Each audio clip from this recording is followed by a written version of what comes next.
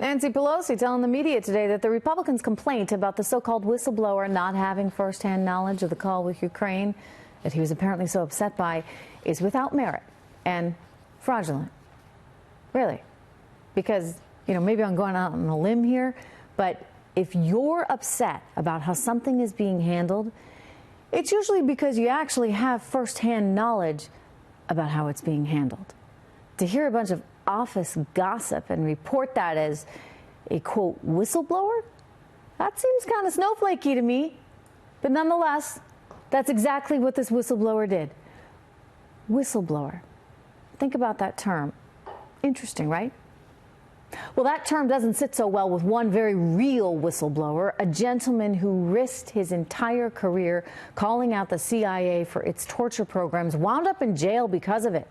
John Kiriakou blew the lid on the CIA's torture program during the Bush administration and was prosecuted by the Obama administration. He says he, Edward Snowden, and many others have faced real consequences, risking everything to inform the American people. This whistleblower doesn't know the meaning of the word. I am very happy to have on the show tonight Mr. John Kiriakou himself to explain. John, welcome. Thanks so much for having me. So walk us through it. I mean, you actually did risk a lot. You wound up almost 3 years in jail because of your exposure of a program that made a lot of news, by the way, and a lot of Americans were really shocked by. But this whistleblower, does he deserve the same term?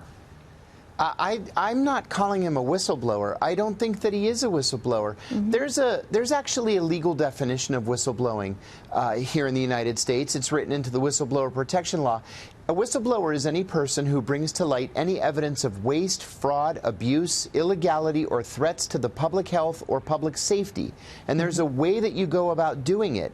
What this whistleblower did, you know, he may have begun the process the way he was supposed to begin it, and then it just kind of spiraled out of control. I then wouldn't even call him a whistleblower so much as I have called him an anonymous source for the Democratic staff members of the House Intelligence Committee. He did, as we know, meet with Adam Schiff's staff before even filing this whole complaint, which also I think taints this in some ways. It does. It does, yeah. It does. That's actually a violation of the letter of the law. What you're supposed to do, according to the whistleblower protection law, is you're supposed to go to the Inspector General, and then the Inspector General investigates, and then the Inspector General goes to the committee. You do not go to the committee, and you certainly don't go to the committee first. But what happened in this case, the whistleblower first went to the committee, then to the Inspector General, then the IG went to the legal staff, the General Counsel, which then went to the CIA leadership, back to the IG, to the DNI IG, to the Justice Department. It was an unwieldy situation, and it just spun out of control.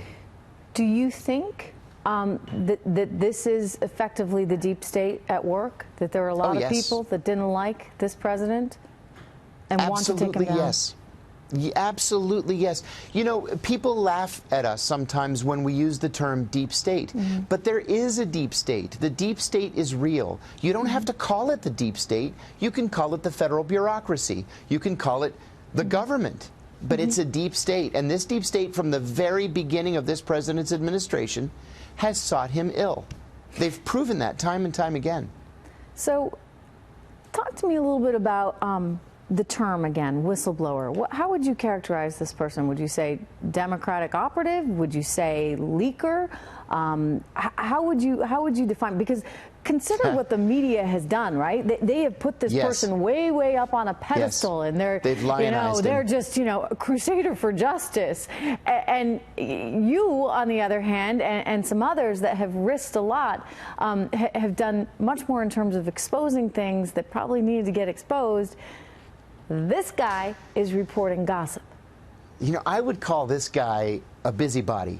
I wouldn't call him a whistleblower. I'm not even sure I'd call him a Democratic operative as much as I might call him a Democratic operative wannabe. Still, you know, you wonder why he didn't think this through, that if he were going to try to do an end run around the process and go directly to the committee, certainly We would figure out who he was. We would see those pictures of him with Joe Biden and with Hillary Clinton and with all these other Democratic Party leaders. Did he think that he could keep that quiet or secret? And that's important in your view to know, right? I mean, because it colors his lack of objectivity, I suppose.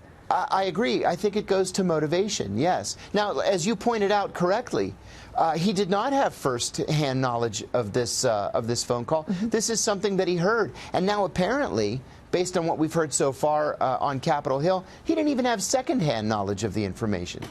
Unbelievable. He's apparently cashing in, though. He's got a GoFundMe account that's raised more than $225,000. Now, we don't know where that money's come from. I mean, you're not supposed to contribute there as a foreigner, but who's to say? I mean, what is your thought on that? Oh, you know what? That's a very, very good point and a very important point. Now, we're not even supposed to say this man's name because he's supposed to be protected. This is supposed to be such a secret process. And now he's going to get rich with a GoFundMe campaign, the source of which we don't even have any idea, and there's no oversight over. That doesn't make any sense to me, certainly any legal sense at all. Wild stuff. John, it's really good to see you. Thank you for speaking up. I appreciate it.